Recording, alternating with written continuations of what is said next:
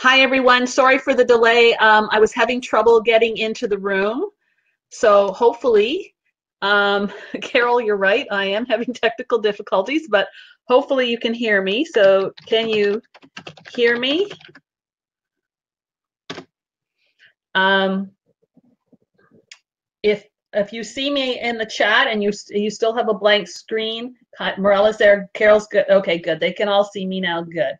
And Marina, you have the chat now? Yes, I do. Yeah. Yeah. They changed the system. So they keep I know improvement is great and I know technology improves, but every time they change the system, there's a new learning curve. So I had used this on Sunday, no problem. But then when I was logging in tonight, there was no sound and then there was no picture. And then I got on, Marina was here and there was still, she couldn't hear me. And then I froze. So hopefully, Catherine, oh, she can't hear me. Catherine, log out and log back in. There we go. She says it's okay now. Yeah. And if you have any issues, there's a reconnect button on your screen. So if the screen freezes, it's not freezing on our end, but if it freezes on your end, just hit that reconnect. And this will also make the recording good. As long as I don't freeze and Marina doesn't freeze, the recording will be fine as well. And she says I keep breaking up. That means I'm too far away. I can hear you fine. Okay. So maybe it's her computer. Sometimes different browsers work better as well. Mm-hmm. Okay, I'm going to get started because we're behind schedule. So I'm just going to call up the screen share. Before I do that, I just welcome everyone. I'm glad you are here to attend this. I think we're going to have a good conversation. And thank you, Marina, for being here. So Marina watches the chat and she lets me know if anything's going on that I should know about because I can't see the screen.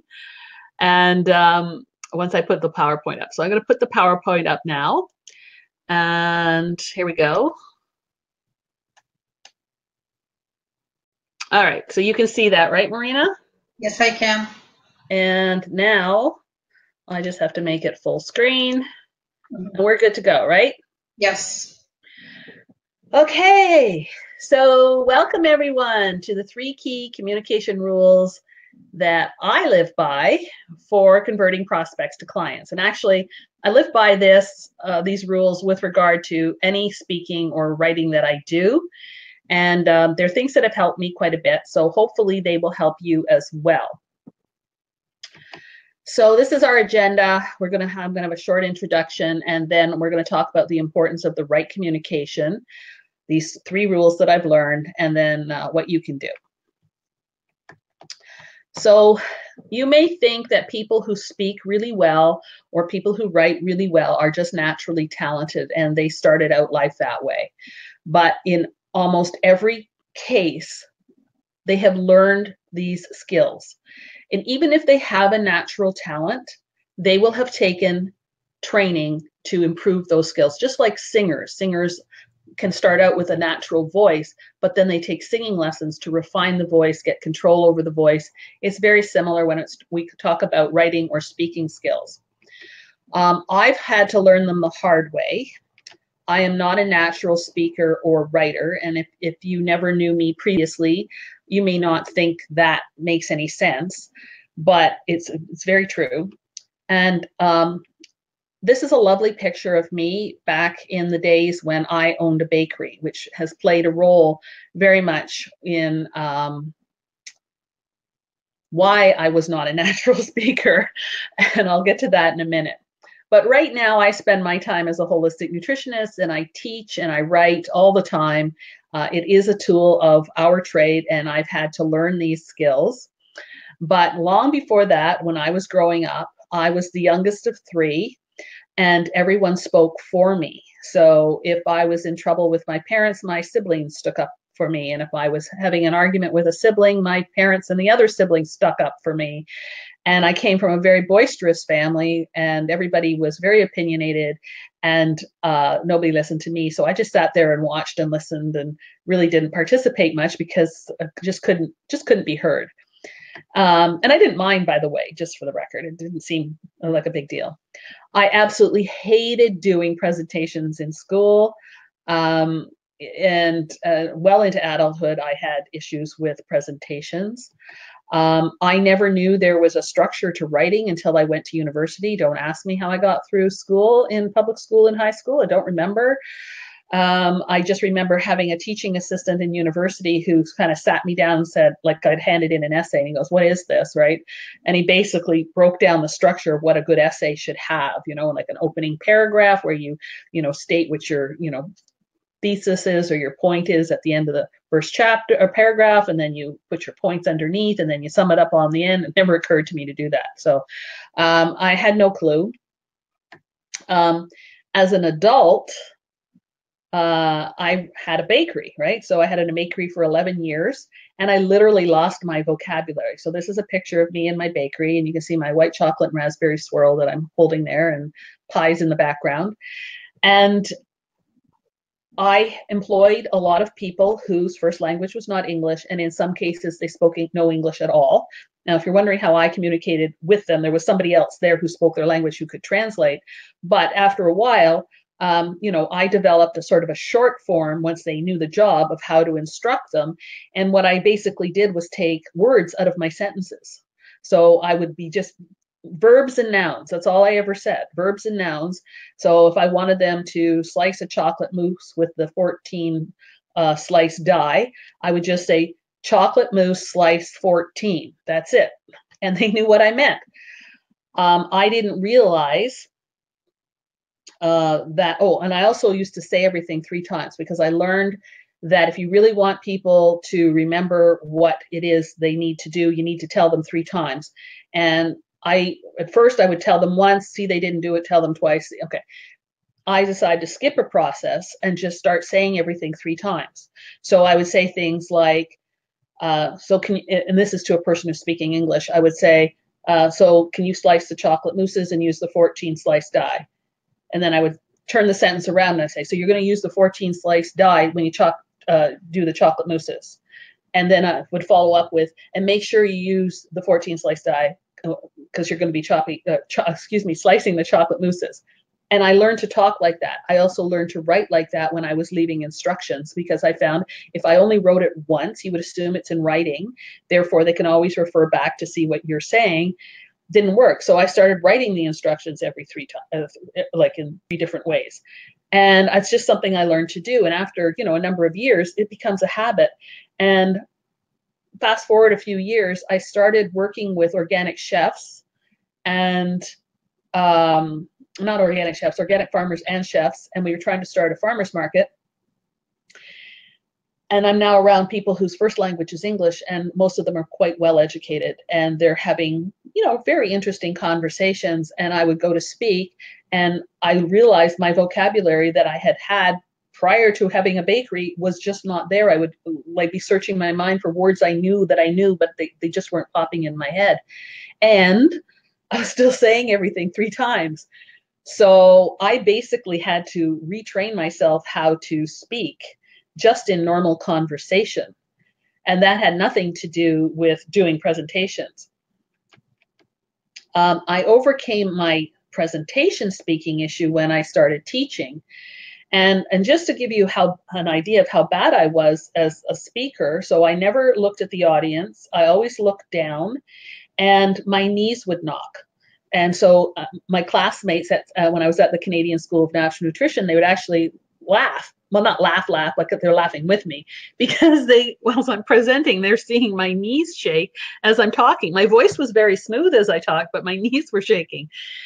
And I took the teacher training course at CSNN, and as luck would have it, there was something wrong with the classroom on the day that we had to do our little presentation.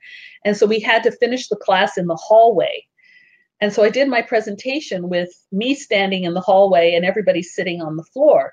Well, if I'd been presenting looking down, well, now as I'm looking down, they're sitting there. I can see them because they're sitting on the floor. So I'm actually looking at them, and I managed to look them in, some of them in the eye. And then all of a sudden I noticed I was calmer. And it really showed me that, you know, when you actually look people in the eye and you actually engage with people when you speak in front of, like when you're in front of them, that it actually calms you down. And the reason I was nervous is because I never looked at anybody when I was speaking. And that is, after that, I've never had a problem since. Yes, there are some circumstances where, depending on who's in the audience, if they make you nervous, or if it's a really large audience, that might make me a little nervous. But in general, with these rules that I'm going to share with you, I've never had an issue since giving a presentation or just speaking to people in front of a group of people.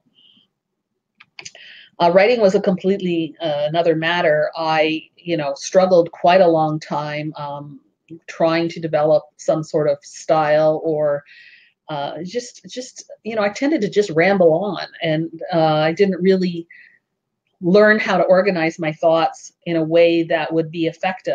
So writing took me much longer. And more importantly, what I found when I initially started writing is it was pretty formal and pretty, I'll say bland, if you want to use that word. It didn't really sound like me. So I wasn't writing with my own voice. So communication, and we have to see it this way, this is actually a tool of our business. So you may have other items that you work with when you work with clients, or you may have services that you offer, but none of those will happen without some form of communication. You're always going to be speaking to prospective clients. You're going to be speaking to actual clients. You are going to be writing things, whether even if you don't do a blog, you're going to be sending emails. All of these are forms of communication that are essential to our business. Now, some of the ways we have to speak is obviously we speak to clients one-on-one, and if it's a prospective client, obviously we're going to be speaking to them before they actually come and see us, whether this is in a discovery call or you meet them in some certain venue and you're talking and they're discussing whether they should come see you or not. We are speaking to them one-on-one. We have to write our blog posts. We have to send our emails. And we're using communication basically to sell our services. So it becomes an extremely important tool. So not only is it going to be a factor with regard to how effective we are when working with our actual clients, but it's also an amazing tool for having us get the clients in the first place. So I ask you, do you use different voices to do this? I have in the past, for sure. Do you speak one way in public, right? So when you're speaking at a presentation or something like that, do you write a different way from the way you speak? And are you another way when you are one-on-one with someone, even in a professional setting, like with a client? And then the other question I have for you is, which one of them is actually you? So this is something I've worked on quite a bit, where the me you hear is the me that is me. This is me. But it took a while to be that. And so most of us have different styles depending on who the audience is. And yes, within the me that is me, are there some, structure in certain circumstances where I might be a little less me and I might be a little better behaved? Yes, of course, we all do that. But essentially, when I'm speaking or when I'm writing, that it's me talking.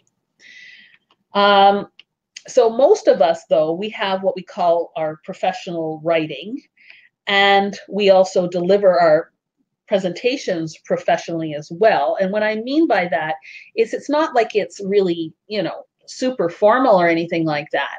But when you're giving a lunch and learn, you're telling the whatever it is on the slides. You're just repeating what's on the slides. You're expanding a bit on them. You're saying it pretty straight. Unless you are really good at making jokes or engaging with the audience or doing different things like that, you're just basically being professional. You're not saying anything outrageous. You're sticking to the script. And the same is true with writing. When we write, we just are delivering the information. We're not really putting much more into it. And there's nothing wrong with that. And people, if it's, if your delivery is good, they'll still like it. It's not a problem. But it might not be the most effective way when you're trying to get clients from the presentation. So a lot of times we do lunch and learns in the hope that we will get a few clients from the audience, or we're writing because we want to get people onto our email list, and hopefully someday they'll be clients. So there's the professional style isn't necessarily ideal for converting prospects to clients or communicating with clients. So maybe you are who you are when you're with your clients. Maybe that's when you're your most natural. I don't know. I do know that we have to maintain some type of neutrality when we're with our client. We can't be completely ourselves. But probably that's when you're most likely to be your most relaxed and most likely communicating as effectively as you can. And hopefully that's the case. So if you're putting on these different voices, if you have this, professional style, you're not really being you. And a lot of us function in that way. A lot of us aren't really us when we're at work. A lot of us aren't really us when we're out in public. And this is not necessarily the best way to attract clients, because you really want people who identify with you.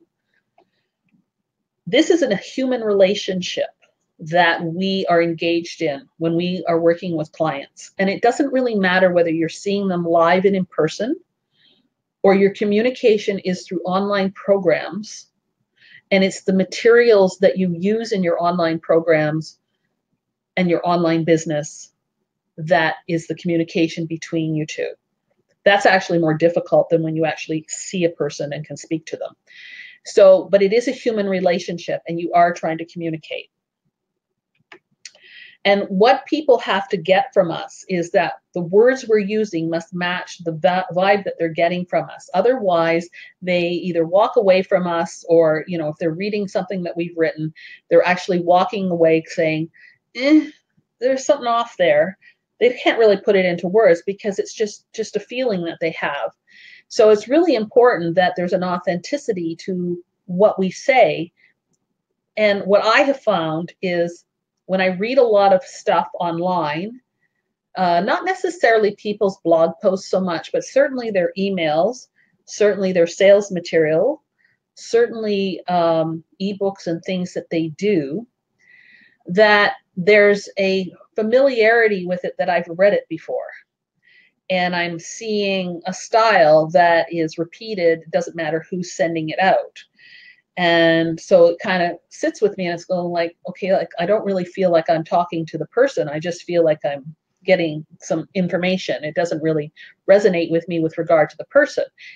It's okay from a information perspective, but from a relating to somebody, and we want people to relate to us, to think that, we're a practitioner that can help them. It doesn't necessarily resonate with them when you write like that or speak like that. And when we're writing, and as I said, writing is more difficult to do this because when you speak to somebody, you can adjust. You can adjust as you pick up their body language. When you're writing, you're writing it, way in advance of the person reading it, and you don't know how they're reading it when they read it because you're not there. So writing has to be really, they basically have to be able to flow, their eyes have to flow down the page, almost like conversation, to keep them engaged to the end of the document that you have sent out, whether it's an email or a blog post or whatever. So there has to be a certain way of writing the words and have a flow to it in order for it to be readable. So when it comes to prospects who you want to become clients, we have to understand that they choose us because they think we can help them achieve their goals and desire. That's why they're choosing us. Something we've said, or something that we wrote, struck them in a manner that goes, maybe this person can help me. Maybe this person will get me. Maybe this is, some information that I can use that actually will achieve something I want to do. They are actually waiting to hear you say something specific. And the problem is you don't know what the heck it is.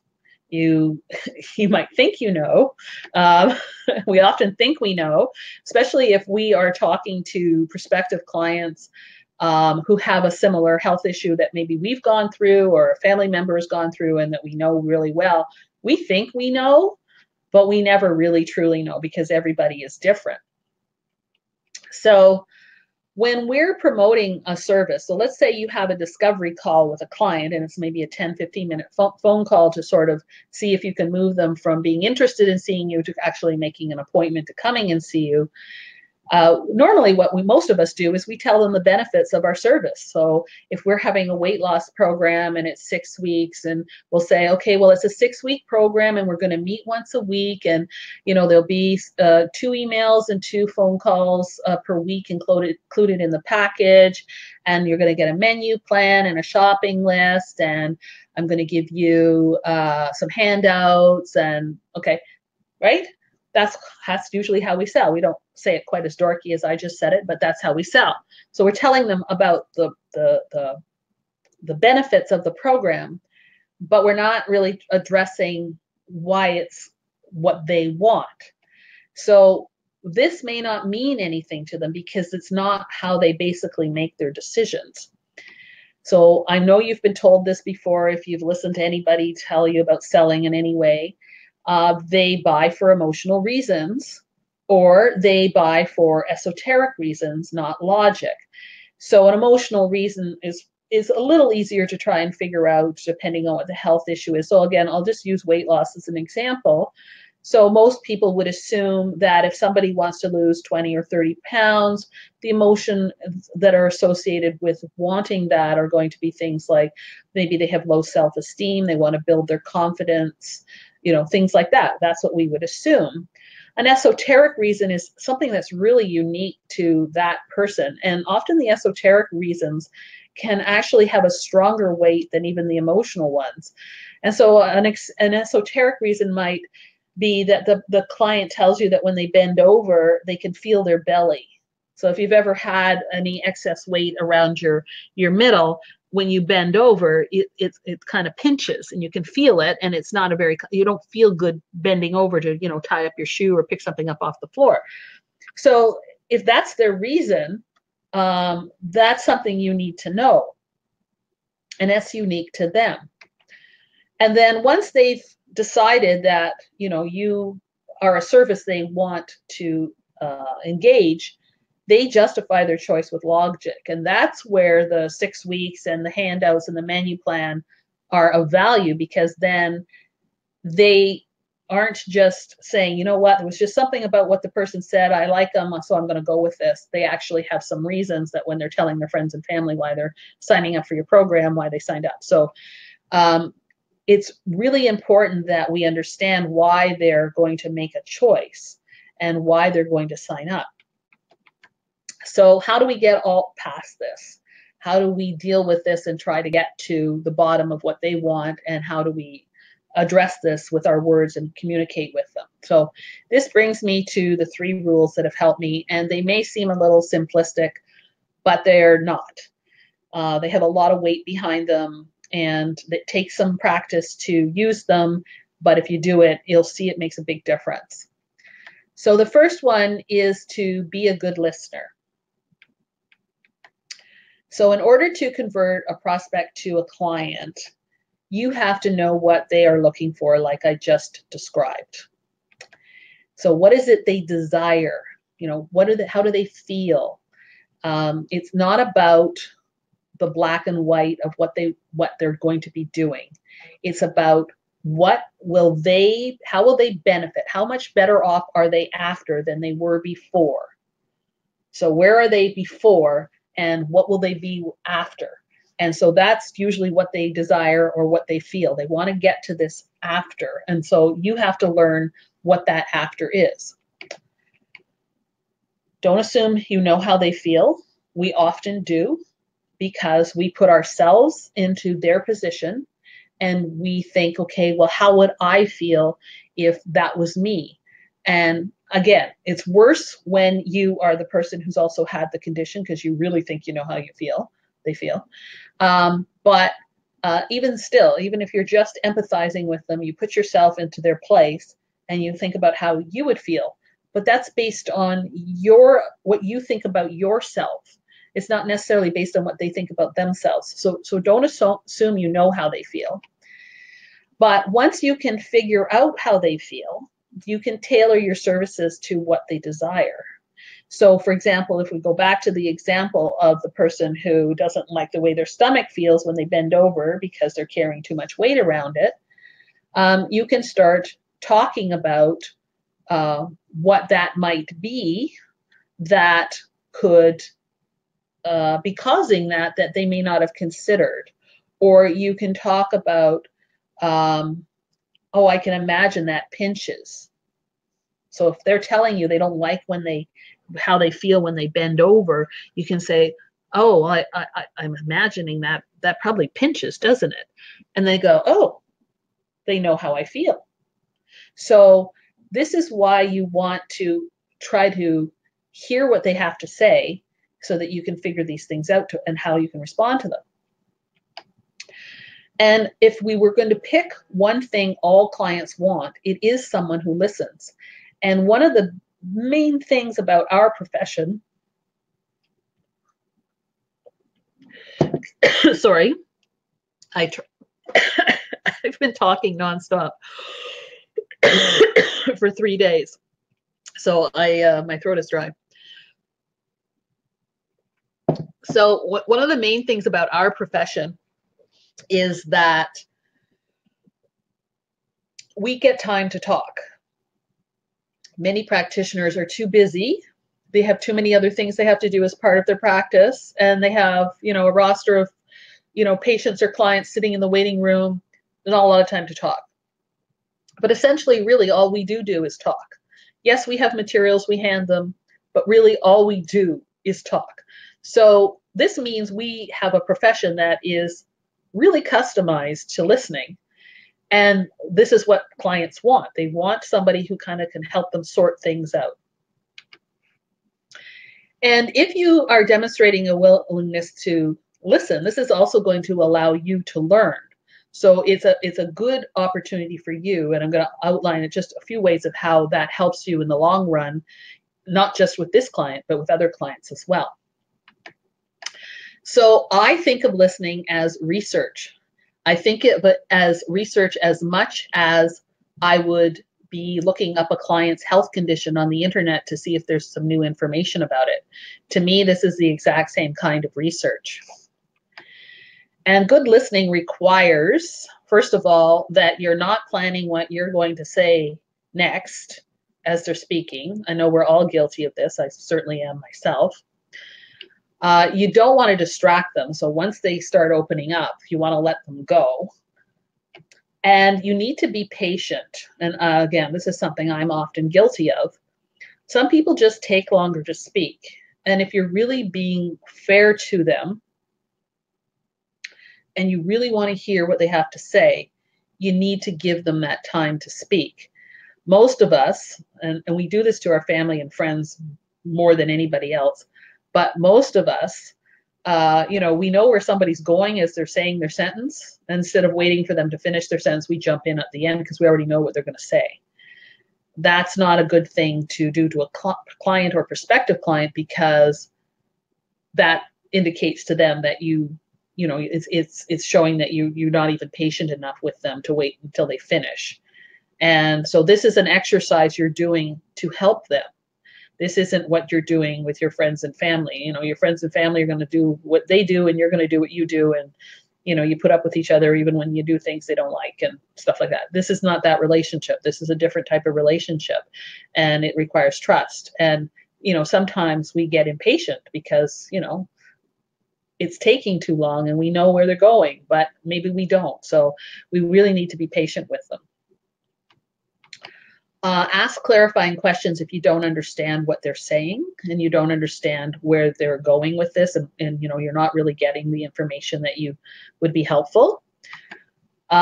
This is a very good technique. Repeat back what they said so that you can show them that you're listening, and you also have a time to, if you did misunderstand it or didn't hear it correctly, you can correct it. This is the thing that will help you more in the long term. So as they're speaking, write down what they say when they describe how they feel and what they experience. So it doesn't matter whether you are speaking to them face to face. You can do this. You can make notes as they talk. That's a common thing to do. Or you're talking to them on the phone. Make note. Or maybe they sent it in an email and they told you in an email. Take the words out of the email and put them somewhere. So you really want to use these words in the future. If they're telling you how they feel, you can use those words, not exactly, but basically what the idea of what they said they felt and what they're experiencing when you are trying to connect with other people who have similar issues to them. And instead of you trying to start from square one, trying to remember what people say, you wrote down the words. And when I say the words, I mean like the exact words. Sometimes people use good phrasing. Sometimes they use a word you would never thought to have used in a given situation to describe their condition. So write them down. And this is basically research. So it'll help you in the future when you write and present to attract other clients. And it's a really, really good thing to do. When you talk in person, you have to watch. It's even more. There's even more connection going on. So you want to make good eye contact. You want to watch your body language because the body language will give away that this is when they might get a funny vibe about you. This is also true for the sound of the voice. So even if you're speaking to them on the phone, there's a lot of tones that we can put in our voice that people can pick up. And you might not think that. You might think that physical body language not being there actually makes it harder for people to read you. But actually, because there's no body language to sort of distract things, the voice, your ears are really sort of fine-tuned to pick up subtle things in the voice. And if you've ever had a conversation with someone on the phone and maybe you're trying to convince them of something, I don't mean a client, it's just talking to someone on the phone, and you can tell from their voice that they're not really buying into what you're saying, or they're not really as enthusiastic about, maybe it's a friend you're talking about going to the movies, and you can just tell they're not as enthusiastic about the idea as you are. So, both phone, voice, and physical, when you're in the space with them and you can see their body language, they can tell things from you. So you want to watch your body language. You want to make sure you look relaxed, as relaxed as you sound when you're speaking. Smile and be friendly, and that will be the easiest way to make sure. Even, by the way, I would smile while I'm on the phone, because when you smile, you have a whole different tone to you when you speak. And so, yeah, even though the person's not in front of you, smile anyway. And certainly when they are in front of you, do it for sure. You want to be confident, but yet empathetic. So empathetic means they can tell that you care, that you actually do understand that they are feeling poorly, that this is a problem for them, that it's they're struggling, whatever the case may be. They can tell you are concerned for them. And you want to be really open-minded and have respect for the person. And this is hard if the person you're dealing with tells you something you think is just the most ridiculous thing you've ever heard, either as an excuse, or maybe it's a habit they have, or something that for you personally is something you would never ever do. Don't judge. You're supposed to be empathetic. You're supposed to be able to see that, this is their story, not your story. And we don't know why people evolve the way they do. So being very respectful is a good thing. But I also want you to remember it's your words that count too. So even though you're doing all these physical things so that they are not feeling judged and they feel that they have an empathetic person in front of them, certain words will count more towards convincing them than other words. So learning to choose your words carefully and understanding that, what they're looking for isn't necessarily they may want to lose 30 pounds, but that's not really why they want to, it's not the pounds. It's something about losing the 30 pounds that really means something to them. And your words connecting those dots with what they really want, so they see that you understand that, can mean a lot. Okay, number 2, use short sentences. People understand more when they can picture what you say. The more they have to think about what you just said, the less communication you're actually doing. Most people comprehend at a 6th grade level. They've done actual studies about this. Now, that doesn't mean they are at a 6th grade level. We're talking about comprehension here. So comprehension is the ability to hear the words or read the words and get the meaning as the person who either wrote the words or spoke the words intended. This is not a reflection of their education. Most people are too preoccupied or stressed to listen to anything long and complex. So the shorter the sentences, and this is whether you're speaking or you're writing, is much better. So you most likely talk in short sentences when you're speaking to your friends and family. You probably aren't aware of it because you're just talking and you're not even thinking about it. And because usually if they're there in front of you, or even if they're on the phone, there's a certain give and take because you're very comfortable with you, and the sentences do tend to be shorter. I have a thing with my brother, and my brother likes to talk. I told you we come from a boisterous family. So my brother likes to talk, and he likes to tell his stories and whatever, and he might be making a point because of something he saw on the news. And I've developed this skill, because it's hard to get a word in edgewise, where he'll say his thing and I might be in agreement with him. And so he finishes his thing. He may have talked for 2 straight minutes or more. And then I just add 3 words onto the end of his sentence to communicate that I'm in agreement with them. Just 3 words at the end of his sentence. And it goes over really well. And I feel like I've expressed myself. And it works very well. So short sentences can be very, very effective. Now, if you're not sure how you speak, record yourself and listen. So just tape yourself one day when you're having a conversation with somebody on the phone or a friend. Make sure you tell them you're recording, because they won't like it if you don't tell them. And then play it back and listen to yourself. Listen to how you phrase things. Listen to how long the sentences are. Listen because basically if you speak too long, you need to take a breath. So just record yourself. You'll see how you sound. And this is even more important in writing because there's no body language. So I talked about earlier about how body language is a way to communicate with people beyond just the spoken word, and that even when you're speaking on the phone, the tone of the voice is a communication tool as well. But when you're writing, like I said before, you're not there when they're reading it.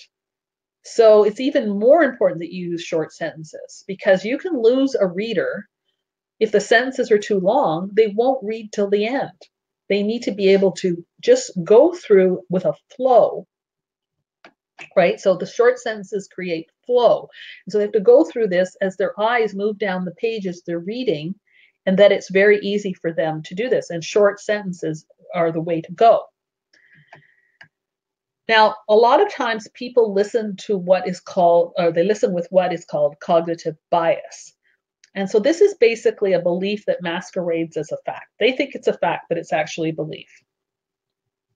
A good example would be that, carbs cause, weight gain. A lot of people believe that, but it's not a fact, it's a belief. And so this means that people have a lot of trouble sorting out what is true.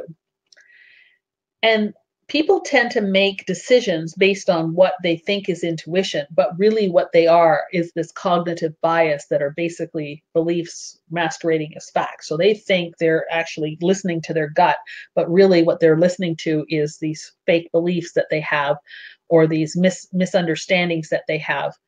And so this is something that you often have to cut through in order to get them to feel that what you can do for them is going to be what they really desire. And it's important to understand that these biases are something they have learned. So if they can learn a bias once one way, they can unlearn it as well. And that's part of the communication exercise, because a lot of time when we're communicating with people, we're going back and forth, especially once we are working with a prospective person who could be a client, or we're working with the actual client, because you're actually communicating directly with them. So you want simple sentences and small words, because these actually enter into a person's consciousness very easily. And it's a lot easier to cut through biases if the sentence structure is small and the words are small. So they're going to break through the bias. They also help break through people who are highly stressed and are having trouble focusing on what you're saying because they're stressed, or if they're tired or anything like that. It really, really helps with that as well. It makes it really clean to listen to or clean to read. So small, simple sentences are very, very clean. And sentences with mainly 1 or 2 syllable words are best. So 1 or 2 syllable words are easier to understand than 3 or 4 or 5. When you hear a 1 or 2 syllable word, you actually picture it in your head. If I say the word dog, you see a dog in your head. You don't see the word dog. But if I say the word masterpiece, you see the word masterpiece, right? You see that. And you don't, you have to actually, it's like a short translation you have to do. Okay, the word is masterpiece, and then you place where it means. Whereas when it's 1 or 2 syllables, all you do is just instantly picture what it is. So the more 1 and 2 syllable words you can use are good. Now, it's a little hard in our industry because we often are talking about conditions that they may have. So if you look at the word osteoporosis, that's 6 syllables. You can't say anything other than osteoporosis. But after you've said it once, you can shorten it to osteo. So if you're talking about osteoporosis, you can say, and that might help with the osteo later on in the conversation. There's always ways to shorten it. But there is, obviously some leniency in the areas that we work, because we have to use certain terms because of what we do.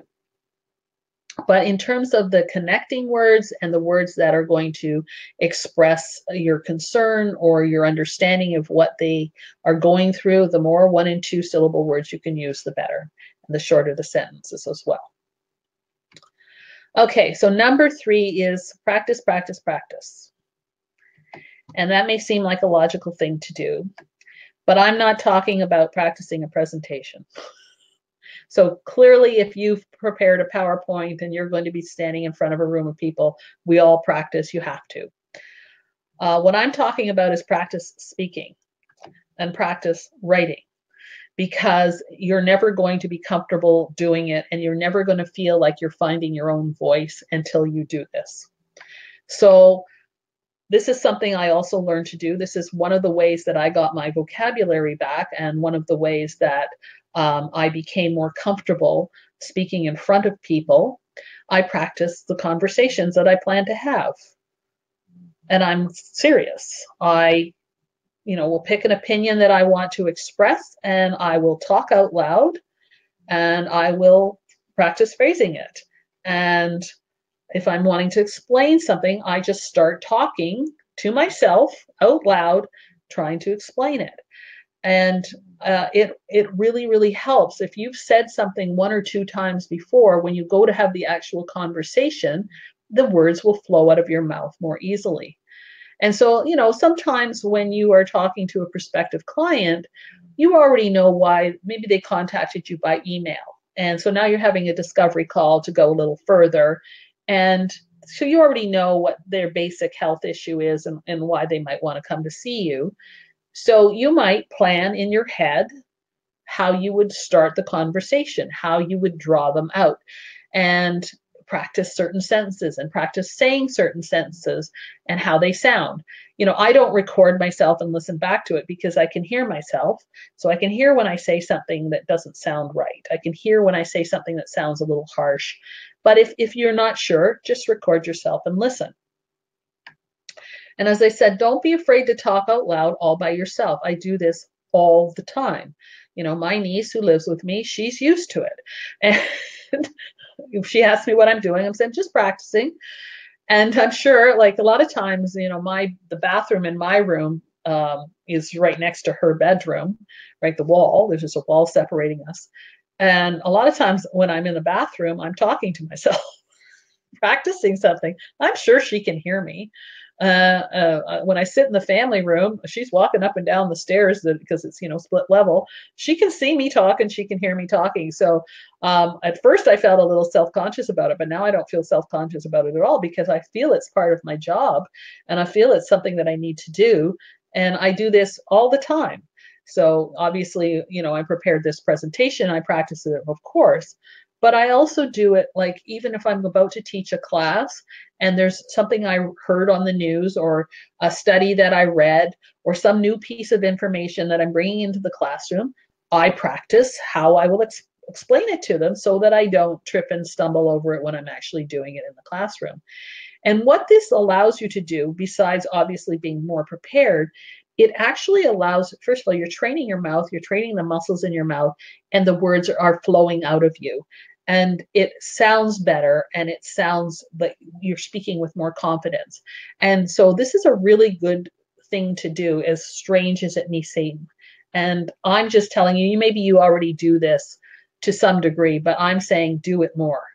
Do it as often as you can. It's not, I rediscovered my vocabulary a long time ago, but I'm still doing this. And I find it's very helpful if I'm going into a meeting with someone, and especially if there's anything tricky about what I hope to accomplish in the meeting. Maybe it's you're trying to resolve an issue with someone, or, whatever the situation may be, practicing what you're going to say ahead of time and saying it out loud really does make everything go more smoothly. Now, obviously with writing, I think that is something you should practice all the time, because there's no way to get good with words on paper or in an email or whatever it is without practicing them. And don't worry if it has no purpose. So again, this is something else I do. I write down phrases that come to mind. If you're going to put them on a computer, find a way to store them so you don't forget where they are. Any thoughts as they come to me, I write them down. And a lot of times I'll have an idea for a blog, for example. And I'm not the best blogger. I don't blog as regularly as I should. I mean to, but I never do. And I'm sure if you're on my email list, you're probably glad, because that means I'm not inundating your inbox with tons of emails. And maybe someday I'll get the hang of it and I'll do it. But in the meantime, I'll get an idea for a blog post and I'll write the blog post. I have so many blog posts on my computer I've never sent. It's not funny. And when I write them down, I always will write it down, walk away, maybe come back the next day, read it so that I have fresh eyes. And I read it to see if I think this sounds like something somebody would read. And a lot of times I think, yeah, this is interesting to me, but I don't know if it's interesting to anybody else, and I don't send it out. But I've practiced phrasing it, I've practiced wording it, and as a result, it helps my overall writing when I am actually saying something I do intend to send out. You always want to make sure you organize everything that you write, and any phrases that I'm switched from trying to keep them in the computer, because what I found is I could never find them. I knew I wrote them, but I don't know where I put them because I can't remember how I filed it. And I've switched to using a notepad, because at least with the notepad, you can flip through the pages to find where it is that you wrote it, even if you can't remember where you wrote it. But it's not too hard to flip through pages. So whatever works for you is the way to go. Okay, so how do we put this all in context? And why is this so important? Well, we're running our businesses, right? And often what we do is we tend to be focused on our sales funnels and our Facebook ads and our flyers and our website and how they read. And, we're working on those from a business perspective. But finding a way to truly connect with the clients really does build a stronger business. That is your end goal. It's if you don't connect, I don't care if you're working on your sales funnels. If those sales funnels don't connect to the client, if the Facebook ads don't connect, or whatever you're doing, you're not going to be building the business. And remember that a raving client, of course, is your best marketing tool. So the more you can effectively communicate with them, the more likely you are to have a good relationship with them. And in the long term, they're going to be one of your best tools for building your business. So think about what it's going to take to achieve this. It's going to start with how you communicate, because anything other than that, you won't really reach the audience that you're trying to reach. And then you want to take that and think about how it's going to resonate with a prospective client, because that's the front end. That's what starts it all. And if you can't convert that a prospective client into a client, then you don't have a business. I work with a lot of people, and they're following basically what people tell them to follow. Okay, so they are doing their lead magnets, and they put their lead magnets out there, and they don't get people signing up, or they run a program and 2 people show up, and they're confused, and it makes them feel like, they look for all kinds of reasons, like, well, they can't afford it, or it's just the area that I live in, or they have all these rationalizations. But the truth of the matter is that when you look at what they presented as the reasons for coming, it wasn't enough to resonate with enough people so that they could get more people either signing up for their email list or coming to their workshop. So it's all about how it resonates with the prospective client. And the biggest key is to be true to you, because you don't want clients coming to you that aren't coming to you. You don't want them thinking you're something that you're not. You want them to know, and it's good for you, not just for them, but it's good for you if you know that it's you that they want to be seeing, and they responding to how you speak. This actually makes you feel better, and it gives you more confidence, and it's easier to market yourself more because you've found this voice that is yours. All right. And then, of course, as holistic nutrition professionals, we have an issue. We can't make big claims. So this makes it even more difficult, because if we listen to a lot of marketing people, they have this formula for how you do your titles, and they're always encouraging you to, make claims, and we can't do that. And big claim, well, I mean, most of us are becoming immune to the big claims because we see them so often. That's another reason why we shouldn't do them. But it still doesn't fit what we do. I want you to start thinking about a client who is really struggling. They don't want a big promise or claims. I had health issues. I never once saw a practitioner who I thought was going to make me fixed immediately, or they're going to, accomplish some miracle. I was just looking for some more answers, and I was looking for, is there something they can offer me that'll make a difference in a positive way? I'll make some progress, whatever. People who struggle with health issues, they know there's no miracle cures. They know they've tried many things before they see us. So don't feel the pressure that you have to do this. Think more about what the client is going through. And what they're really wanting is a partner who understands them so that they can work with them. This means we need to be sincere, and we have to do this when we speak and when we write, so they feel like they have found what they're looking for. They've got this partner who's going to work with them, not solve all their problems, work with them. So there is a way to do this, and it will allow you to inspire more potential clients, but it's in a way that is natural to you. So if you're looking for an opportunity to improve your skills, I have something to offer you. And there are some specific techniques that you can learn that will make what I've been talking about tonight easier. And more importantly, they won't make you feel cheesy. Because a lot of times when I hear what people are suggesting, I've listened to people and I hear what they're suggesting, I just say, you know what, that's not me. I can't do that. So what I'm hoping, and I believe that you will find with these techniques that I'm offering, you'll develop more confidence. You're going to gain some insights into why clients may not be able to make changes that are best for them. And you're going to discover some techniques that really are going to help motivate the clients.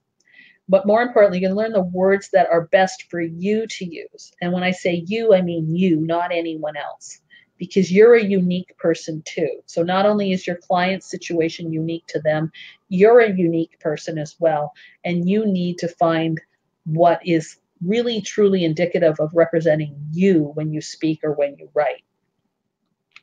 So I'm hosting a workshop, and it's called the Witting Words Workshop. It's on October 14th and 15th.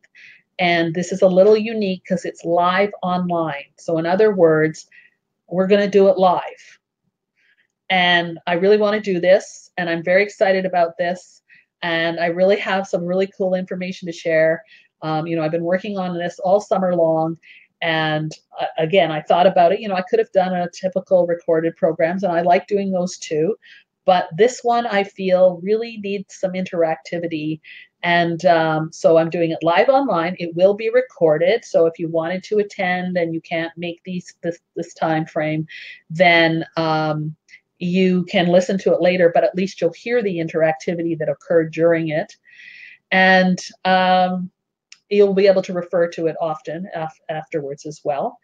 And so it's going to be held over 2 days on the weekend, so Saturday and Sunday. So it's an 8-hour workshop, and it's from 11 a.m. to 3 p.m. Eastern Standard Time, or 8 a.m. to 12 p.m. Pacific Standard Time. Part 1, we're going to be looking at the theory of positive psychology and how it is used when writing and speaking. So positive psychology looks at what creates a sense of well-being in individuals, and why do some people make changes and other people don't. And it's really a fascinating topic. And this is something that I have studied. And when I was reading it and learning about it, I went, this is really applicable to what we do. And this concept and some of the techniques recommended can really be helpful for us when we're working with our clients, because it gives us something else to maybe get them to focus a little bit differently on what they're trying to accomplish, and therefore will give them a better mind frame for their healing journey. And this positive psychology is being used in journalism now. It's used in the armies to keep people more calm and focused, because all the stress they're under, and it really works nicely. So I thought this would be perfect to put into a workshop that's about writing and speaking professionally.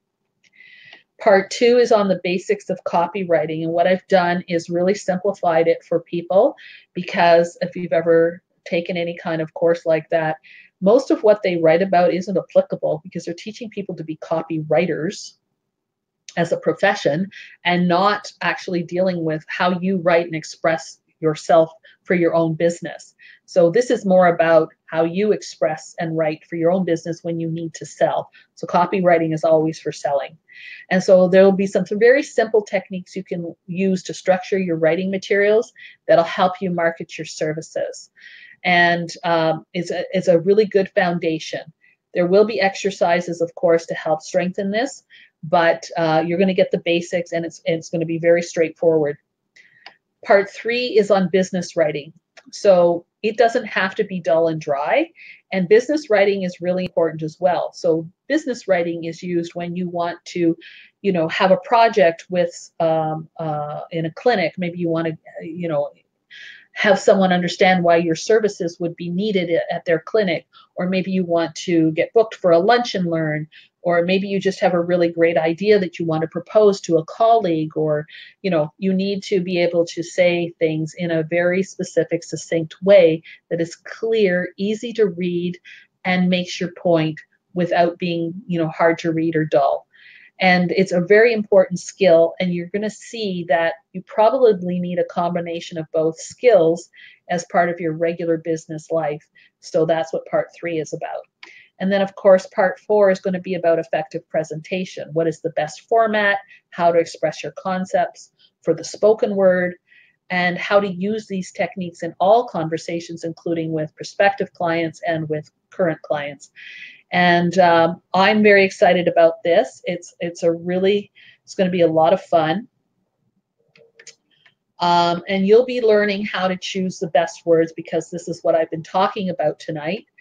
You're going to understand the best way to tell a story. So a lot of times when we write our emails and our blogs, we're telling stories because this is what resonates with people. Well, there's a way to do this to have the most impact, so they get the feeling that you're trying to impart right away.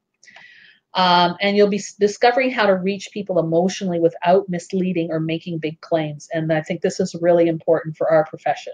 So I've designed this workshop so that it is suitable for the health industry, because we do have this unique obstacle that doesn't allow us to do what a lot of people do in marketing and advertising and things like that.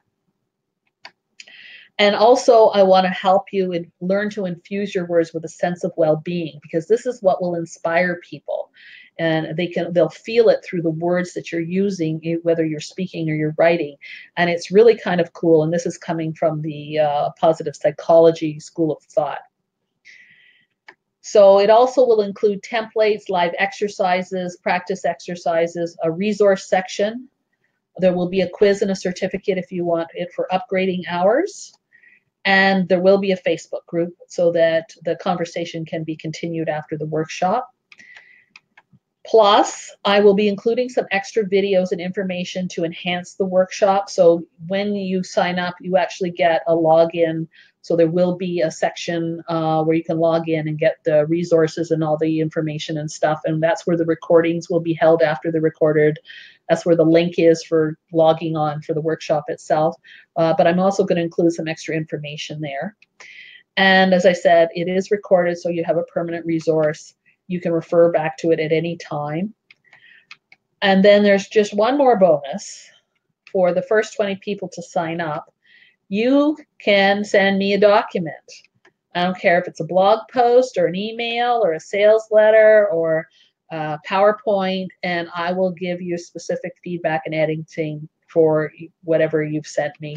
And you can access it anytime. You can do it, 6 months from now. It doesn't matter, because what you'll find is that with all the concepts that I'll be presenting in the workshop, you're going to need to sit with it. You're going to need to work with it. You'll need to practice with it.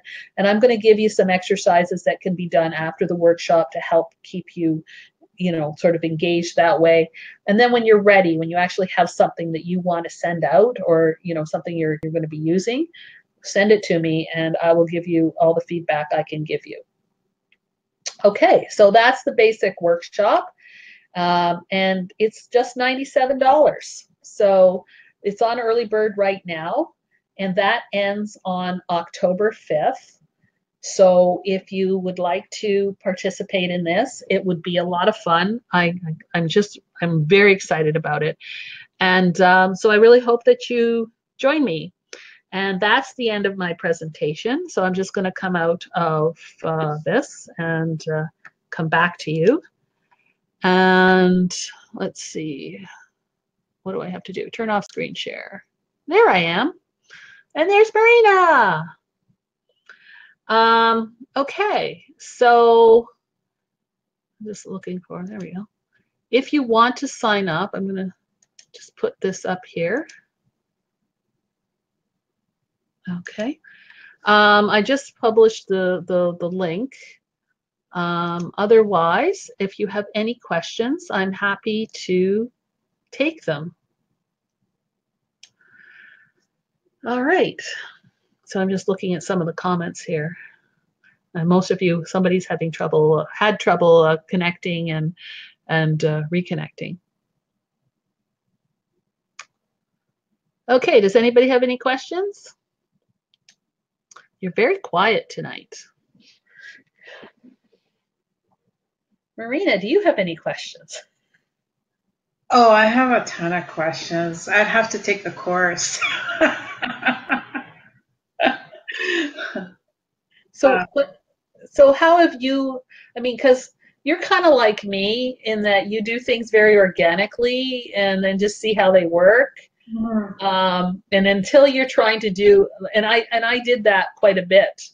And I had reasonable success with it because, you know, I was kind of listening to my gut. But after a while, I found that I couldn't necessarily, what's the word I'm looking for? I couldn't necessarily turn it into more. I couldn't make it grow. And this is when I started getting interested in some of these other concepts and trying to figure out how to be a better me, right? Not somebody else, not copy what other people do, but be me. I don't know about you guys out there, but yeah. I don't want to be anybody other than me, right? It makes a lot of sense because the thing is, you have to be very relaxed in order to be your true self, right? If you're nervous around people, then you're too much in your head. But if you focus on the client and you kind of meditate before you see the client that you're going to, that, you know, or, you know, ask for your higher self to just be focused on the client and to help them in what they need. And if that's your main focus, I find that I'm more relaxed because I get into a zone when I'm with somebody. I kind of do that too because I just find that I need to connect with them. I need to be about them. Andrea's asking, what are the dates for the workshop again? It's October 14th and 15th. So right after the Canadian Thanksgiving weekend. I find that, I don't know. I'm kind of, I don't know how people feel. I don't know how many emails you get in your inbox, but when I read them, they just don't resonate with me. And it's hard because you're being told that this is how you do it. And on the other hand, it doesn't feel right. It doesn't sound real, like people are talking. Yeah.